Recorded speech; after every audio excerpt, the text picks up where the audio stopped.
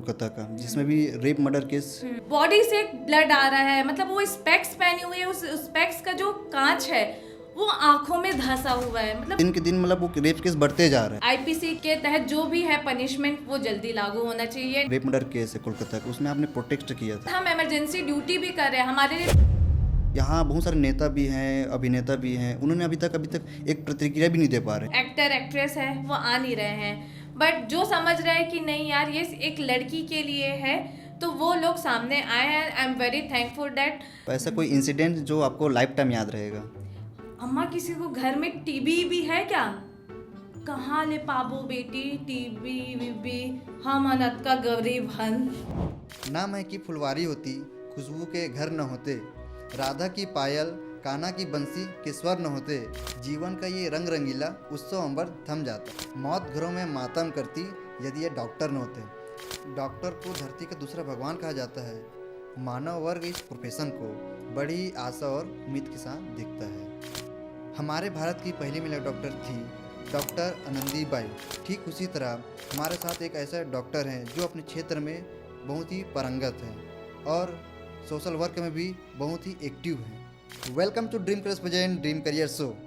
आइए आपको मिलाते हैं डॉक्टर आकांक्षा साहू जी से। कैसे हैं आकांक्षा जी आप? बहुत बढ़िया, जैसे मैं हमेशा बोलती हूँ बने बने। और कैसा लगा शो में हमारे आके आज आपको आके? Thank you so much for inviting me. अच्छा है, बहुत अच्छा है, मुझे आपका सेटअप बहुत अच्छा लगा, पीछे बैकग्राउंड है वो। आकांक्षा जी, जो अभी रिसेंटली जो RG Garg medical college Kolkata का, जिसमें भी रेप मर्डर केस हुआ है रिसेंटली, उसके बारे में क्या प्रतिक्रिया आपका? प्रतिक्रिया तो मेरी यही है कि बहुत बहुत बहुत बुरा हुआ है। आज लोग ये समझ रहे हैं कि ये जो मुद्दा है ये सिर्फ एक डॉक्टर का है। जी। ये डॉक्टर का नहीं है, एक लड़की का है। एक लड़की के साथ ऐसा दर्दनाक होना कि उसी के वर्क प्लेस में मर्डर होना, रेप होना, उसके बाद जो एक्यूज्ड है वो बाहर चले जाता है और आराम से सो जाता है। ये ऐसे कैसे हो सकता है? और ये होना भी नहीं चाहिए। आज तक क्या आपने कभी सुना है कि कोई बैंक में कोई वर्किंग फीमेल है उसका रेप होके हुआ है, या कोर्ट में हुआ है, या कोई भी वर्क प्लेस है वहाँ हुआ है? ऐसा नहीं सुना है ना। बट सोचो ये इतना गंदा हो गया है कि यहाँ पे ऐसा हुआ है। लोग बोलते हैं कि डॉक्टर्स भगवान होते हैं। मैं तो नहीं बोलती कि डॉक्टर्स को भगवान मानो, एक ह्यूमन, एक नॉर्मल ह्यूमन भी मान लो यार, एक ह्यूमैनिटी बनाए रखो। और दूसरी बात, लोग बोलते हैं कि जो हॉस्पिटल है वो मंदिर है, वहाँ पे लोगों की जान बची जाती, नई जन्म आती है, तो आप मंदिर जैसे जगह पे ऐसे कैसे कर सकते हैं? मतलब ये सुन के तो मेरे तो खून है वो एकदम खौल जाता है। मतलब मैं क्या ही बोलूँ, लगता है। बीइंग अ गर्ल मैं समझ सकती हूँ क्योंकि मैं भी ये काम करती हूँ, 36 आवर ड्यूटी करती हूँ। शायद आपको नहीं मालूम होगा इस केस के बारे में और अच्छे से, तो मैं एक ब्रीफ बता देना चाहती हूँ कि जैसे कि पीजीज मतलब पोस्ट ग्रेजुएट होते हैं, वो एक तरीके के रेसिडेंट डॉक्टर होते हैं, वो वही डॉक्टर थी। वो एक चेस्ट डिपार्टमेंट होता है, पल्मो डिपार्टमेंट, वहाँ पे अपने 36 आवर ड्यूटी में थी। सबसे पहली बात तो 36 आवर ड्यूटी करना डॉक्टर्स के लिए विद द सेम एफिशिएंसी कोई नहीं कर सकता यार इतना। मतलब फिर भी वो इतने पेशेंट के लिए वो कर रही है। उस दौरान ऐसा हो जाता है कि वो डिनर करती है नाइट में, डिनर करने के बाद थोड़ा रेस्ट कर लेती है। हम इतने दिन भर से काम कर रहे हैं, दौड़ रहे हैं, शरीर तो थकेगा ना, थोड़ा देर तो हम 10 मिनट पे तो रेस्ट ले सकते हैं। हाँ, तो ऐसे करने उसने अपने सेमिनार रूम में गई। वहाँ पे फिर ऐसा इंसिडेंट हुआ कि रेप हो जाता है, मर्डर हो जाता है। सुबह पता चलता है कि बॉडी है वो हाफ नेकेड है, पूरे बॉडी से ब्लड आ रहा है। मतलब वो स्पेक्स पहनी हुई है, उस स्पेक्स का जो कांच है वो आंखों में धंसा हुआ है। मतलब सोचो, इमेजिन करो कि मतलब कैसे ये कोई कर सकता है। कोई करेगा तो हैवानी करेगा। पूरे वजाइनल पार्ट जो प्राइवेट पार्ट है वहाँ से ब्लीडिंग हो रही है। तो इस तरीके का ये केस हुआ, वो भी हॉस्पिटल के अंदर वर्किंग अपने आवर्स में, जहाँ इंसानों को जान बचाया जाता है। जी। फिर बाद में कई लोग बोलते हैं सुसाइड हुआ। वो किस एंगल से सुसाइड दिखेगा? फिर बाद में पोस्टमार्टम, जो भी हमें नॉलेज मिलता है वो सिर्फ मीडिया से ही मिलता है।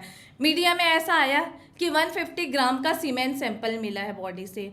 इतना सीमेंट सैंपल कोई एक इंसान का तो हो नहीं सकता है। एक इंसान मैक्स टू मैक्स स्टैंड करेगा। तो इतने सारे तो हो सकता है गैंग रेप। तो आज आपके हिसाब से कम जी, 16 लोग इसमें शामिल होंगे। हो सकते 10 लोग तो शामिल हो सकते हैं जी। साथ में जो पेल्विक हमारा बोन है काफ़ी स्ट्रॉन्ग रहता है फीमेल्स का, वो टूटा हुआ था, वो फ्रैक्चर था, हायोइड बोन था, वो फ्रैक्चर था। जी।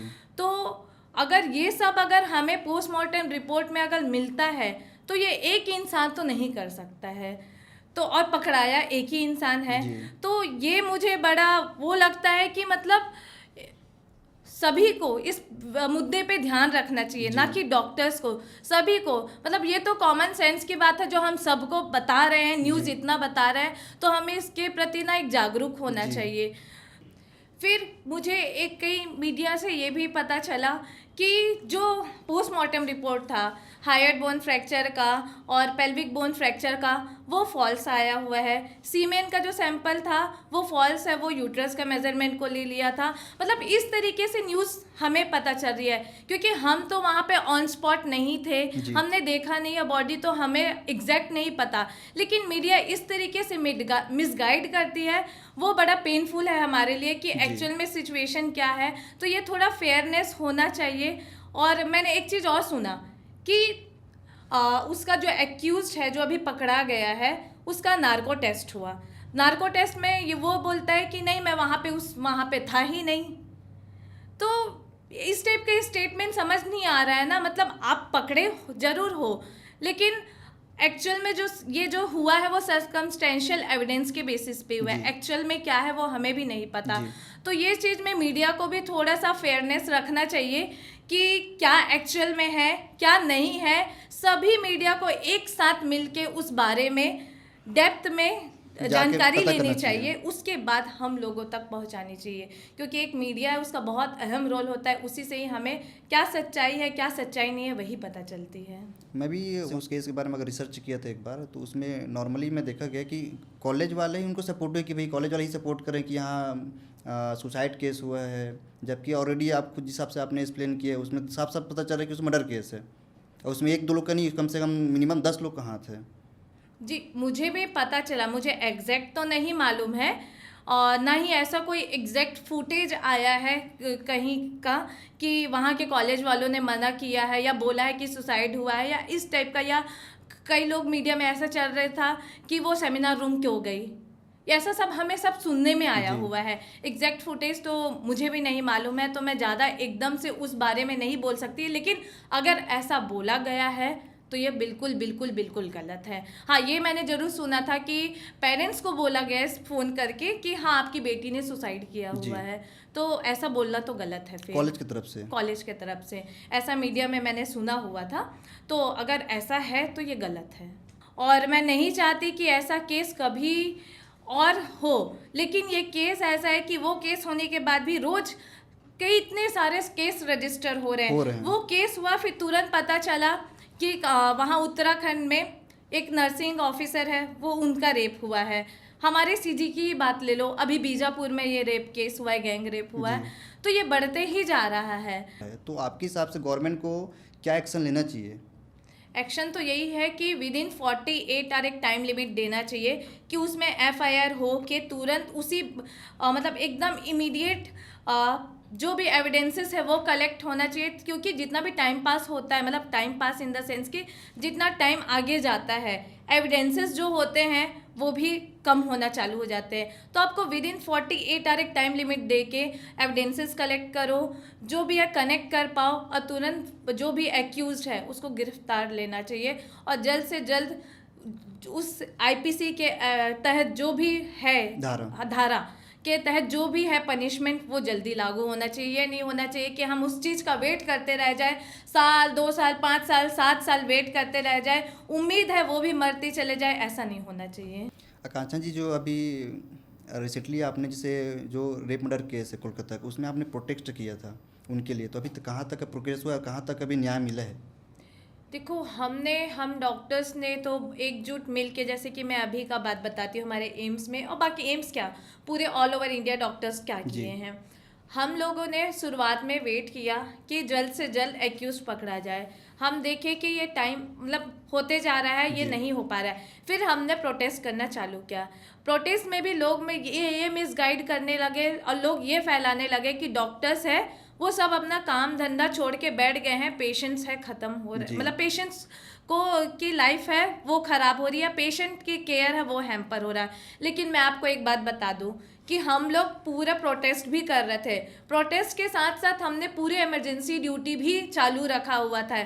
उस इमरजेंसी ड्यूटी में कोई भी पेशेंट्स है आ सकता है, अपना ट्रीटमेंट ले सकता है। हम इमरजेंसी सर्जरी भी चालू किए हुए थे। हम इधर प्रोटेस्ट में भी बैठे हुए हैं और उसके साथ साथ हम इमरजेंसी ड्यूटी भी कर रहे हैं। हमारे लिए तो ये हार्ड और हो गया ना कि हम ड्यूटी करते करते प्रोटेस्ट, प्रोटेस्ट से ड्यूटी, ड्यूटी से प्रोटेस्ट। कभी कभी ऐसा भी समय आया था कि हम लोग 3-3, 4-4, 5-5 दिन तक ढंग से सोए भी नहीं है, बस थोड़ी देर के लिए 2 घंटा आराम करने जाते, फिर प्रोटेस्ट। इतना चिल्लाए, पैर भी दर्द, मतलब चलते गए, मार्च निकाले, पैर भी दर्द होने लगा, कभी गला भी बैठ जाता था। हमने बहुत कुछ किया, लेकिन अभी भी मुझे ये बुरा लगता है कि आम पब्लिक जो है उनको भी आना चाहिए। मतलब एज अ डॉक्टर हमने ये भी किया वो भी किया, उसके बाद भी लोग क्या बोलते हैं कि डॉक्टर्स काम धंधा छोड़ के अपना इसमें आ गए हैं। हम पेशेंट्स लोग के लिए तो कोई इमोशन नहीं है, हमारे अंदर इमोशन है, तभी तो हमने वो भी किया, साथ में पेशेंट हैम्पर होने नहीं दिया था। हाँ, और यही रीज़न था कि आज भी हर पूरे इंडिया में हर डॉक्टर्स प्रोटेस्ट में नहीं आ पाए हैं, क्योंकि कहीं ना कहीं हम इमोशनली कनेक्ट है और हमारे अंदर इमोशन तब भी था, अब भी है और हमेशा रहेगा। लेकिन मैं चाहती हूँ कि यही इमोशन जो हम आप आम लोगों से करते हैं वो आप लोग भी हमें दें। दूसरी बात ये है कि ये केस का जो आप मुझे पूछ रहे थे कि मैम कहाँ तक चला, अभी तक सुप्रीम कोर्ट में हेयरिंग ऊपर हेयरिंग हो ही रहा है। शुरुआत में लगा कि पॉजिटिव कुछ हो रहा है, हमारे डॉक्टर्स के लिए कुछ कुछ गाइडलाइंस भी निकाले, वर्किंग आवर्स के ऊपर भी कमेंट किया, तो हमें लगा कि पॉजिटिव है और उम्मीद है कि पॉजिटिव ही रहे, जल्द से जल्द प्रोग्रेशन हो और हमें सही रिजल्ट निकले, न्याय मिले। बेसिकली जैसे आप लोग का कहना है, जैसे एक डॉक्टर का दर्द डॉक्टर ही समझ सकते हैं, तो वैसे ही आपने जितने भी इंडिया के डॉक्टर्स थे, और बीच में शायद मैंने सुना हो कि ओपीडी सेंटर ही बंद था, उनके बारे में क्या कहना चाहेंगे? ओपीडी सेंटर बंद था लेकिन इमरजेंसी ड्यूटी चालू थी। हर जगह ऐसा हुआ कि इमरजेंसी ड्यूटी चालू ही रहेगी। तो अगर कोई पेशेंट सच में सिक है, जिसको एकदम ज़रूरत है, तो वो तो इमरजेंसी जो टीम है वहाँ पे तो जा सकता है, अपना इलाज कर सकता है, करवा सकता है। तो ऐसी ही चला है। बट लोगों को कुछ ऐसे भी लोग थे जिसमें कुछ रहते हैं लोग अपवाद, जिसमें बोल रहे थे कि डॉक्टर लोग ने ओपीडी बंद कर दिया है, इमरजेंसी ब्लॉक बंद कर दिया है, उनके लिए क्या कहना चाहेंगे आप? मैं उनके बारे में तो नहीं बोल सकती कुछ भी। देखो, हर टाइप के इंसान होते हैं, कई है जो समझता है, कई है जो नहीं समझता। हमने प्रोटेस्ट अपने एम्स में किया था, कैंपस में किया था, काफ़ी 1 वीक तक किया था। उसमें भी कई लोग इतने अच्छे थे ना जो इस चीज़ के लिए एकदम इमोशनली कनेक्ट होता था। सीरियसली मैं आपको एक वीडियो भी दिखाऊंगी। एक अम्मा जी थी, वो ये केस मैं वहाँ पे बोल रही थी तो वो सुनते हुए वो रोने लग गई थी, इतना इमोशनली कनेक्ट हो गई। तो बोली कि डॉक्टर्स आप यहाँ पे आप लोग बैठो, हम लोग अपना एडजस्ट कर लेंगे, हम उतने भी ख़राब नहीं हुए। अगर हम ख़राब होगा, हमें लगेगा कि हमारी स्थिति बद से बदतर है, हम इमरजेंसी में चले जाएंगे, हमारे पास और भी डॉक्टर्स ऑप्शन हैं, लेकिन आप लोग यहाँ बैठे रहिए। ऐसे बहुत सारे लोग भी आए, पब्लिक आई, कई सारे यंग लड़के भी आए, कई बूढ़े अंकल भी आए, बूढ़ी अम्मा भी आई है जो कि इस बात को समझे हैं। तो ऐसे भी लोग हैं जो अच्छा है, बहुत अच्छे से समझे। और हमें सीरियसली मैं बता रही हूँ, हम उतने दिन इसीलिए बैठ पाए ताकि वो उन लोग भी हमें मोटिवेट कर रहे थे। लोग कम से कम 5 से 10 लोग जरूर आते थे जो माइक लेके हमें मोटिवेट करते थे आम पब्लिक में से। तो वही मोटिवेशन था कि हम लोग ये चीज़ कंटिन्यू कर पाए। जैसे आपके हिसाब से जितने भी डॉक्टर्स हैं पूर्णिया के, तो सबने सपोर्ट किया, प्रोटेस्ट किया, बट जो यहाँ बहुत सारे नेता भी हैं, अभिनेता भी हैं, उन्होंने अभी तक एक प्रतिक्रिया भी नहीं दे पा रहे। बहुत से लोग हैं जो आए हुए भी हैं, लेकिन बहुत से लोग इसलिए मिसगाइड हो रहे हैं कि लोगों को लगता है कि ये डॉक्टर का है तो डॉक्टर का मैटर है, तो हमें इसमें नहीं पढ़ना है। ठीक है, एक ये भी फैक्टर है कि लोग, कई सारे जो एक्टर एक्ट्रेस है वो आ नहीं रहे हैं। बट जो समझ रहा है कि नहीं यार ये एक लड़की के लिए है, तो वो लोग सामने आए हैं। I am very thankful for that. और मैं सबका थॉट को तो हमारे जैसे नहीं कर सकती, मुझे लगता है कि मुझे इसके अगेंस्ट करना चाहिए, वो मैंने किया। और जिसके भी मन में आता है वो करो, और इंस्पायर हो कि लोग कैसे कर रहे हैं। तो आई वांट कि सभी का समर्थन हो, सभी लोग करें तो एक आवाज़ बनेगी, तो शायद कुछ इफ़ेक्टिव चीज़ें हो। जी आकांक्षा जी, अभी तक का आपका जो लाइफ का सफ़र था वो कैसे रहा और कैसे चल रहा है अभी? देखो, मेरी एक ऐसी शुरुआत हुई थी कि जहाँ मुझे लगता नहीं था कि मैं कभी डॉक्टर बनूंगी। मतलब तब ऐसा समय था कि डॉक्टर मतलब बहुत बड़ा चीज़ है, पढ़ाई कैसे करना है इसका अवेयरनेस बहुत कम था। तो वहाँ से मेरी जर्नी चालू हुई थी। मैं पहले हिंदी मीडियम में थी, मैं बस शॉर्ट में बताऊंगी आपको कि मैं पहले हिंदी मीडियम में थी, सरस्वती शिशु मंदिर में। फिर वहाँ से मुझे लगा कि नहीं, मुझे आगे बढ़ने के लिए, मम्मी पापा भी थे कि ये बच्ची स्टूडियस है तो इसको इंग्लिश मीडियम में स्विच करते हैं। मैं इंग्लिश मीडियम में स्विच हुई। वहाँ का इन्वायरमेंट कम्प्लीटली डिफरेंट था। मैं सरस्वती शिशु मंदिर में आचार्य जी बहन जी बोलने वाली, इंग्लिश मीडियम में वहाँ ऐसा ही स्कूल में सीधा मम्मी पापा ने डायरेक्ट डाल दिया जहाँ पे एक वर्ड भी हिंदी बोलने का फाइन लगता था 5 रुपीज़। तो इस तरीके से वो काफ़ी टफ जर्नी रही थी कि एक कहाँ टॉपर से बिलो एवरेज में आ जाना, फिर उस बिलो एवरेज से फिर अपने आप को टॉपर बनाना। इस तरीके से मेरा 12th तक निकल गया। फिर 12th के बाद हर एक ट्रेंड था कि डॉक्टर बनना है तो कोटा जाना पड़ेगा, कोटा से ही डॉक्टर बनते हैं। तो मैं भी कोटा चले गई। वहाँ कोटा जाके मैंने अपने आप को 9 मंथ का टाइम दिया। उस 9 मंथ में मैं अपने जी जान जो है सब लगा दिया। मतलब तब मैं कभी लाइफ में सेकंड ऑप्शन सोची ही नहीं। तब मैं सोची मुझे डॉक्टर बनना है, और डॉक्टर के सिवाय मैं अपने थॉट में कुछ लाई ही नहीं। मैं सच बता रही हूँ, मैं जब एग्ज़ाम दी ना, मेरे और भी बाकी फ्रेंड्स थे, कोई पीएटी का डाले, कोई आईसीएमआर का डाले, सब अपना एक सेकंड ऑप्शन डाले। हाँ, डाले थे एग्ज़ाम में। मैं थी कि मुझे जाना तो इसी में है, सिर्फ मैं उसी एग्ज़ाम का ही डाली हुई थी। और मैं काफ़ी मेहनत की, बहुत मेहनत की। मतलब मैं बोलती हूँ ना, पूरा वो 9 मंथ में जितना मैं लाइफ में स्ट्रगल नहीं की, वो मैंने पूरे 9 मंथ में किया। फिर उस तरीके से मुझे गवर्नमेंट कॉलेज मिल गया। मैं गवर्नमेंट कॉलेज में फिर मेरी पढ़ाई हुई। तब तक इस तक की जर्नी में मैं बहुत स्टूडियस थी। मतलब मुझे पढ़ाई के सिवा और कुछ नहीं सोचता था, इस तरीके से थी। फिर MBBS जस्ट एंडिंग था। तब मेरे अंदर आया कि मुझे सोशली भी एक्टिव होना चाहिए। तब मुझे एक्चुअल में मैं क्या हूँ मुझे पता चलना चालू हुआ कि मुझे लोगों से इंटरेक्ट करने में बहुत अच्छा लग रहा है, लोगों से कनेक्ट करने में अच्छा लग रहा है, किसी को काउंसिल करने में अच्छा लग रहा है, किसी को खुश देखने में अच्छा लग रहा है कि मेरे एक एक्शन से किसी को खुशी मिल रही है। फिर वहाँ पे मैं अपना पाथ जानी कि मुझे ऐसे करना है।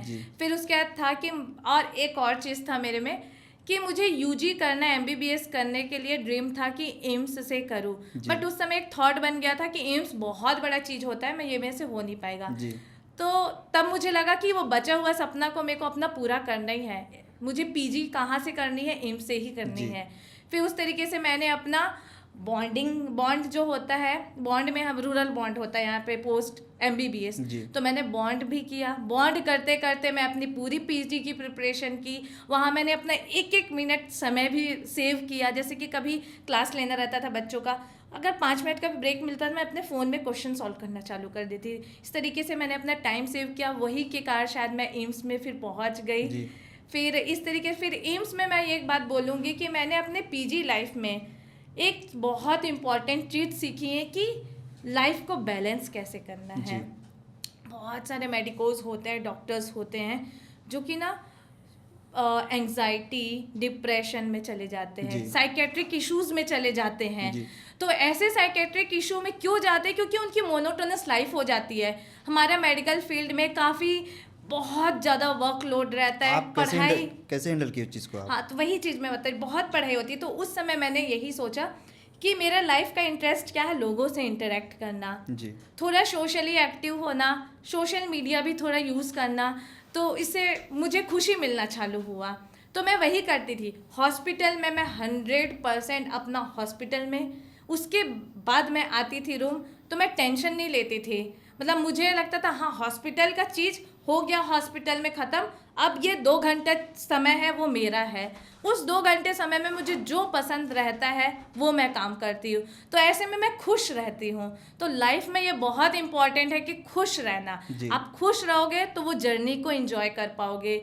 तो मैं ये चीज़ ज़रूर बोलूँगी कि मैं अपनी जो जर्नी है वो मैं इंजॉय कर रही हूँ, ना कि मैं स्ट्रेस लेके एकदम कर रही हूँ। क्योंकि एक टाइम था जो मैंने फेस किया हुआ है, मैं खुद जी। Stress feel okay. मतलब मैं अपने जो ड्यूरिंग MBBS है उस समय मुझे बहुत ज़्यादा एंग्जाइटी होने लग गया था। जी। मतलब इतना एंग्जाइटी कि मेरा एग्ज़ाम था फाइनल ईयर, मैं अपने एग्ज़ाम मतलब फाइनल एग्ज़ाम था, उसमें मैं 3 रात तक सो ही नहीं पाई। ओके। सोचो मेरा एग्ज़ाम है, मैं कभी ऐसे जगी नहीं हूँ। मैं इतना एंग्जाइटी हो गया कि मैं सो नहीं पा रही हूँ, मैं रात रात भर नहीं सो पा रही हूँ। उसी हालत में मैंने पेपर दिया है और वो मेरा सबसे बुरी बुरी बुरी हालत थी, और उस हालत में भी मैंने अपना कॉलेज टॉप किया है। तो वो एक मेरे लिए था कि कैसे ये जर्नी हुआ है जी। ना, तो मैंने उसके बाद अपने आप को कैसे ओवरकम किया, मैंने वहाँ सीखा। तो वही सीख है कि मैं आज भी मैं सभी मेडिकोस को यही बोलना चाहूँगी कि आप अपना लाइफ का जो इंटरेस्ट पार्ट है वो साथ में रखो जी। और साथ में लेके चलो। जी। कभी ऐसा नहीं होता है, मैं हमारी बस फील्ड की बात नहीं बोल रही हूँ, कभी भी किसी के लिए भी हो, ऐसा नहीं होता है कि बस ये हो जाए फिर लाइफ सेट है, ये हो जाए फिर लाइफ सेट है। ख्वाहिश हमेशा बढ़ते रहती है और हमेशा ज़रूरतें भी बढ़ते रहती है, जी। तो साथ साथ में करते रहो। आकांक्षा, तो आपकी लाइफ में ऐसा कोई पर्सन है जो आपको आगे मोटिवेट करते रहे हमेशा? जैसे आपने तो ठीक है, आपने UG किया, उसके बाद PG किया, बट इनके बीच में ऐसा कोई पर्सन है जिसने उससे आप मोटिवेट होते थे हमेशा? एक बात बताऊँ, मैं सच बोल रही हूँ, मैं लाइफ में कभी किसी को अपना इंस्पिरेशन नहीं मानी। मैं ओके। अपने आप को खुद इंस्पिरेशन ओके। मानती हूँ। मतलब मुझे लगता है कि मेरी ये इमेज होना चाहिए और मैं इसी में वर्क करूँ जी। और यही इमेज से मैं अपने आप को इंस्पायर करते रहूँ। जी। तो सबके लाइफ में होता है, मैंने सबका पूछा है, दोस्त भी बताते रहते हैं कि मेरी तो आइडल ये है यार, मेरी इंस्पिरेशन ये है। जी। लेकिन मेरे माइंड में कभी कोई इंस्पिरेशन बना ही नहीं, क्योंकि मुझे चाहिए ऐसा, मतलब मुझे ऐसा लगता है जो इंसान अपना प्रोफेशनली भी 100% हैंडल कर जी। सके, अपनी पर्सनल लाइफ भी हैंडल कर सके, सोशल भी हैंडल कर सके और फैमिली को भी टाइम दे सके। अगर ये ऐसा कोई इंसान बन पाता है तो जी। वही मेरे लिए इंस्पिरेशन है, और मैं उसी पे ही वर्क कर रही हूँ कि मैं वैसा अपने आप को, जो मैं अपना इंस्पिरेशन का एक बनाई हूँ, वो मैं कर सकूँ। ओके मैम, जनरली मैं देखा हूँ डॉक्टर्स हमेशा अपना प्रोफेशनल को ही आगे बढ़ाते रहते हैं, मतलब बाकी चीज़ में कोई ध्यान नहीं रहता, बट आपने सोशल वर्क में भी आपका सोच आया था, ये दिमाग या ये सोच कहाँ से है आपके पास? सबसे पहली बात तो मैं ना बहुत ज़्यादा इमोशनल हूँ। जी। तो बचपन से ही ऐसा रहा है मेरी, और मेरी अपब्रिंगिंग भी ऐसे हुई कि मेरे फादर है वो बहुत सोशल पर्सन है, तो ये 2 फैक्टर था जो मुझे बचपन से था। फिर जब मैं हॉस्पिटल में इंटर्नशिप में गई MBBS के दौरान, तब मैंने देखा कि इतने बूढ़े बूढ़े माँ बाप रहते हैं जिनके 5-5 बच्चे हैं, जी। लेकिन वो 5 बच्चे भी हो के कोई एक बच्चा उनके साथ नहीं रहता है। जी। वो बेचारे लोग एक दूसरे का सहारा बन के वहाँ पे इलाज कराते हैं। मतलब हमारे पास नहीं है खाने से, सीरियसली ऐसा होता है, जी। कई लोग के पास खाने के भी पैसे नहीं होते हैं, जी। और वो वैसे लोग इलाज कराने आए हैं बहुत गांव से। तो पूछती हूँ कि आप अम्मा यहाँ पे आए कैसे हो, तो बस 2-4 रुपए था, उसी को लेके बस हम यहाँ पे पहुँच गए हैं। जी। तो ये सब फैक्टर था। कई लोग ऐसे होते थे कि छोटे छोटे बच्चे लोग मिलते थे कि बेटा तुम बनना क्या चाहते हो? मैडम मैं आपके जैसे डॉक्टर बनना चाहता हूँ। फिर आप इसको पढ़ाना अच्छे से, उनके मम्मी पापा को मैं बोलती थी आप इनको अच्छे से पढ़ाना। तो कहाँ से पढ़ाएंगे मैडम, हमारे पास तो पैसा नहीं है, और कैसे बनते हैं हम क्या जानेंगे, ये सब बड़े लोग ही कर सकते हैं, डॉक्टर बनना सिर्फ अमीर लोग ही कर सकते हैं, हम जैसे लोग नहीं कर सकते। ऐसे मुझे आम तौर पे सुनने मिलता था, वो मेरे को बहुत अंदर से लगता था, उस चीज़ को डील कैसे करते थे आप? हिट करता था। फिर मैंने सोचा कि क्यों ना मैं इस पे वर्क करूं। फिर मैं वहाँ से अपना जो लाइफ का जो 2 चीज़ है, हेल्थ एंड एजुकेशन, और आज लाइफ का सबसे इम्पॉर्टेंट चीज़ है हेल्दी रहना और एजुकेटेड रहना। यही 2 फैक्टर है, रहेगा तभी इंसान सक्सेस बन सकता है। सही बात है। फिर मैं चालू की हूँ अपना सोशल कैंप वगैरह करना है, अवेयरनेस प्रोग्राम वगैरह करना, जितना में से फ्री एक चश्मा, जैसे गांव में बहुत बूढ़े बूढ़े रहते हैं, रात को मतलब शाम होता है 6 बजे फिर बाहर निकलना बंद कर देते हैं, ठीक से नहीं दिखता करके। स्टिक जो चल नहीं पाते हैं, हाथ से भी, सच में मैंने ऐसे भी देखा है कि हाथ से ऐसे चलने की कोशिश कर रहे हैं, उन लोग को स्टिक देना, वॉकर देना, मैंने ऐसे चालू किया कि ऐसे ज़रूरतमंद को। और सच में एक बात बता रही हूँ, उन लोग के हाथ में ऐसे हल्का सा मिलता है ना, बोलते हैं लिटरली ऐसे रहता है, बेटी तय इतना खुश रहा भगवान मोर उम्र तोला दे दे। कोई इंसान ऐसे अननोन पर्सन को नहीं बोल सकता, लेकिन मुझे ये मिला है और मिलता है, तो ये सब चीज़ मुझे मोटिवेट करते लगा। और एक बात मैं ज़रूर बोलूँगी, गाइडेंस नहीं मिल पाता है लोगों को कि लोग चाहते तो हैं, देखते तो हैं, अरे वाह डॉक्टर बढ़िया है, लेकिन कैसे बनते हैं नहीं पता है। कलेक्टर बहुत से लोगों का बनते कैसे है, पढ़ाई कैसे होता है, ये बहुत ज़्यादा गाइडेंस की कमी रहती है। तो मुझे लगा कि क्यों ना मैं गाइडेंस दे दूँ, बच्चे में अगर ये है क्षमता, कैपेबिलिटी है कि कर सकता है। फिर यहाँ से मैंने फिर एजुकेशन पार्क पे भी वर्क किया। फिर इस तरीके से मैं हेल्थ और एजुकेशन दोनों को कंबाइन करके मैं अपना ये प्रोग्राम चालू की हूँ, खुद से इनिशिएटिव ली हूँ। आज मैं वर्क कर रही हूँ उस चीज़ पे, 3 से 4 साल हो गए हैं। आकांक्षा जी, मैं सुना जैसे डॉक्टर को तो टाइम ही नहीं रहता है कि नाइट ड्यूटी भी करना पड़ता है, डे भी रहता है, तो आप उसको मैनेज कैसे करते हो आप? सीरियसली बताऊँ, मैं सोती बहुत कम हूँ। मतलब एक टाइम ऐसा था कि मुझे सोना बहुत पसंद था। मेरे मम्मी पापा बोलते थे तेरे को सोना बहुत पसंद है ना, और आज सच में मैंने लाइफ का वही चीज़ सेक्रीफाइस कर रही हूँ। 36 आवर मेरी ड्यूटी भी रहती है, मुझे वो भी करना, अपना रूटीन ड्यूटी भी करना। क्यों, मेरी लाइफ का सबसे पहला प्यार तो डॉक्टर बनना था, पेशेंट का सेवा करना। मैं सेवा ही समझती हूँ इस चीज़ को, मैं ये नहीं सोचती कि मैं ड्यूटी कर रही हूँ, वो है। तो वहाँ पे 100% मुझे देना है। अगर वहाँ पे मेरे ये सब चीज़ों के कारण 1% भी अगर गलती हुआ तो मैं अपने आप को कभी माफ़ नहीं कर पाऊँगी। तो इस तरीके से मैं वहाँ पे करती हूँ। फिर वहाँ से आने के बाद मुझे थोड़ा सा भी समय मिलता है तो मैं उस पर सोचती हूँ कि मुझे ये करना है। मैं कभी खाली बैठना पसंद नहीं करती, और मैं बाकी लोगों को भी यही बोलूँगी, जो खाली बैठता है ना वो अपना ही दुश्मन बन जाता है। तो हमेशा बिजी रहो, माइंड को एक्टिव रखो, जो खुशी मिलता है वो करते रहो। तो इस तरीके से मैं अपना टाइम मैनेज करती हूँ कि वहाँ का वहाँ, उसके बाद आने के बाद 2 घंटा समय मुझे किसी का कोई काम करना है, ये करना है, वो करती थी। अपना नींद मैं हैम्पर करती हूँ, जो कि शायद मुझे बहुत से लोग, मेरे घर वाले मुझे बहुत डांटते हैं कि थोड़ा अपने भी समय दो, थोड़ा सो, थोड़ा सा। लेकिन वही होता है ना कि अगर आप ये काम चालू किए हो तो कुछ ना कुछ तो अपना थोड़ा सेक्रीफाइस करना पड़ेगा। जनरली आपने आपने जो वर्ड बोला कि बहुत सारे बच्चे आपके जैसे बनना चाहते हैं, बट आपने ये बोला कि इन पर पैसे भी नहीं है, ज्ञान का और नॉलेज का भाव है, तो उनके बारे में क्या उद्देश्य देना चाहेंगे? कुछ जो उनको पता ही नहीं एमबीबीएस का है, बहुत लोग तो एमबीबीएस क्या है वो नहीं पता रहता है जो विलेज एरिया में। और सेकंड मोस्ट इंपॉर्टेंट चीज़ है फाइनेंशियली स्ट्रॉन्ग भी नहीं रहते, तो वो लोग कैसे एमबीबीएस कर, क्योंकि वो तो कोटा जा नहीं सकते ना, नॉर्मली कोचिंग क्लास भी ले नहीं सकते हैं, कैसे उन्हें डॉक्टर बने? फिर कैसे डॉक्टर बने? अभी सबसे अच्छा ये हो गया है कि हमारा फ़ोन जिसमें यूट्यूब है, उसमें सारे वीडियोस आजकल अवेलेबल हो गए हैं, फ्री वीडियोस अवेलेबल हो गए हैं। आज शायद फ़ोन तो हर घर में है, ठीक है। तो यहाँ से एक हमारे पास एक बन जाता है कि हमें फ्री में वहाँ से वीडियो लेक्चर हम कैप्चर कर पाए। दूसरी बात ये कि मैं ये चीज़ हमेशा बोलूँगी कि लोगों में ये अफवाह है कि जिसके पास पैसा है सिर्फ वही डॉक्टर बन सकता है। बिल्कुल नहीं है। डॉक्टर वही बनेगा जिसके अंदर चाहत है, डेडिकेशन है, डिसिप्लिन है। अगर ये चीज़ है ना तो कुछ भी बैरियर नहीं हो सकता है लाइफ में। और मेहनत करना, कभी ये मैंने नहीं बोला है कि कोटा जाके या कोचिंग जाके ही सिलेक्शन होगा। सिलेक्शन सिर्फ अपना मेहनत कराता है, अदरवाइज ऐसे हर कोचिंग सेंटर का बच्चा सेलेक्ट ही हो जाना चाहिए था। सही बात है। क्यों नहीं होता है? तो सबसे अल्टीमेट है अपना हार्ड वर्क, साथ में डिसिप्लिन और डेडिकेशन। ये है ना तो कोई भी इंसान कहीं का भी हो सक्सेस होगा।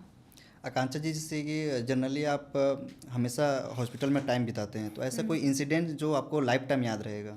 ऐसे तो मेरे पास बहुत सारे इंसिडेंट्स हैं, लेकिन 2 इंसिडेंट बताऊंगी, एक सीरियस और एक फनी। सीरियस इंसिडेंट्स ये था कि एक फीमेल थी जो कि बहुत लंबे समय से वो कंसीव करना चाह रही थी, प्रेगनेंसी चाह रही थी काफ़ी लंबे समय से। वो शुरुआत से मेरे पास आती थी दिखाने।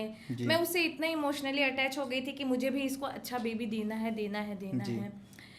फिर बच्चा होता है, सब अच्छा होता है, नॉर्मल होता है। जी बाद में फिर पता चलता है कि बच्चे को कुछ बीमारी है, जी और पेशेंट बहुत मुश्किल से कंसीव करके आई हुई थी। तो मैं डेली उस बच्चे के बारे में पूछती थी बच्चे वाले डॉक्टर से, जी सुबह शाम की कैसे है कैसे है कैसे है कैसे है करके।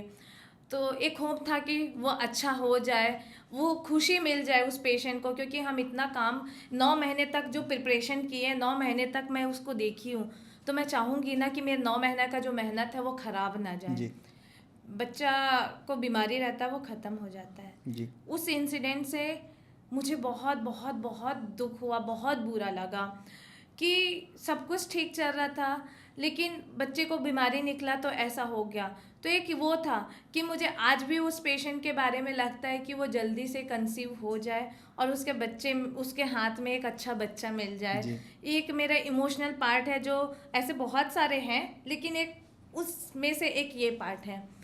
दूसरी बात ये है कि गांव से महिलाएं बहुत सारी आती हैं जिनको जी कुछ जागरूक नहीं है, कुछ पता नहीं है। जी ऐसी एक बूढ़ी अम्मा है। जी बूढ़ी अम्मा का ये कंप्लेन था कि मेरा बच्चादानी है वो बाहर निकलता है।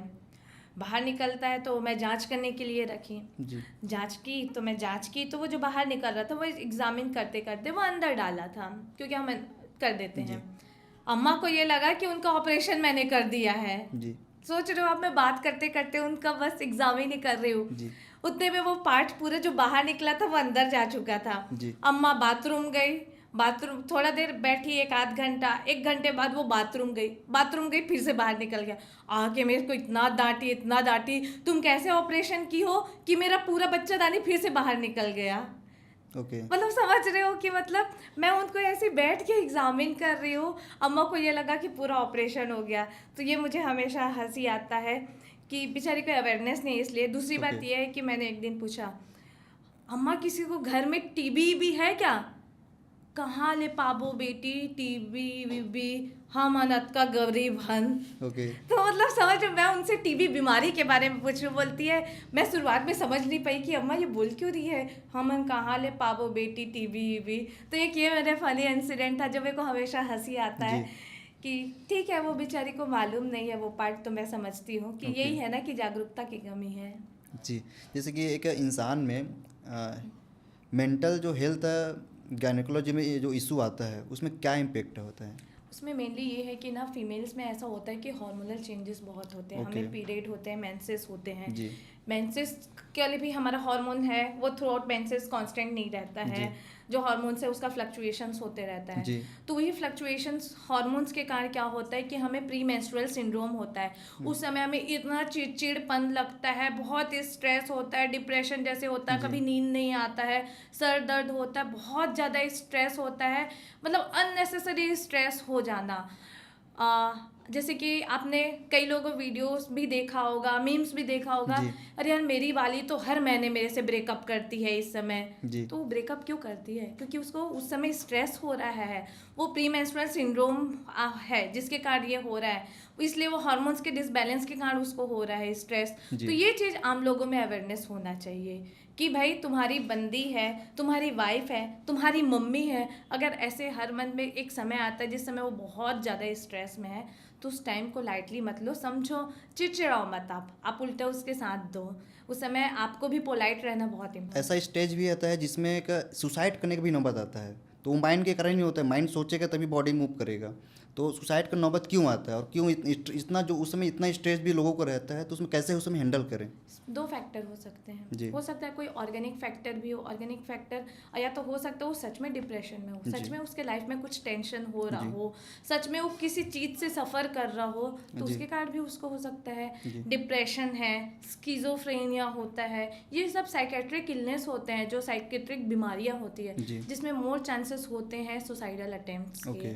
ऐसा ये नहीं है कि एक डॉक्टर है तो एक डॉक्टर इतना पढ़ा लिखा होता है वो भी सुसाइड्स कर रहे हैं। आज आप डेटा देखना, मोस्ट ऑफ द मेडिकोस ही होते हैं जो कि साइकेट्रिक इलनेस के, सुसाइडल के मोर प्रोन होते हैं, अगर प्रोफेशन वाइज हम लोग एनालिसिस करें तो। इसके लिए क्या अवेयरनेस प्रोग्राम चलाना चाहिए? इसके लिए सबसे बेस्ट है counselling. Counselling is the most important कि मुझे ऐसा लगता है, जो मैंने फील किया मैं वो बात बोल रही हूँ। Okay. हर वर्क प्लेस हो कि या इंस्टीट्यूट हो या एजुकेशन प्लेस हो, Okay. वहाँ पे एक काउंसलर जरूर होना चाहिए, और Okay. काउंसलर भी ऐसे होना चाहिए जो कि सच में सोशली एक्टिव हो, जिसके अंदर सच में 100% इमोशन हो। Okay. क्योंकि वो हर के कोई बात, किसी की बात हो, कल मैं शेयर करूँगी तो मैं उसी इंसान से शेयर करूँगी जी। जिससे मेरे वाइब मैच हो, या मुझे लगेगा कि ये इंसान समझ सकता है। तो वैसे हर जगह ना अपॉइंट होना चाहिए। मुझे तो ये ज़रूर लगता है कि हर कॉलेज हो या वर्क प्लेस हो, कि क्योंकि ना आजकल ना मोस्ट ऑफ द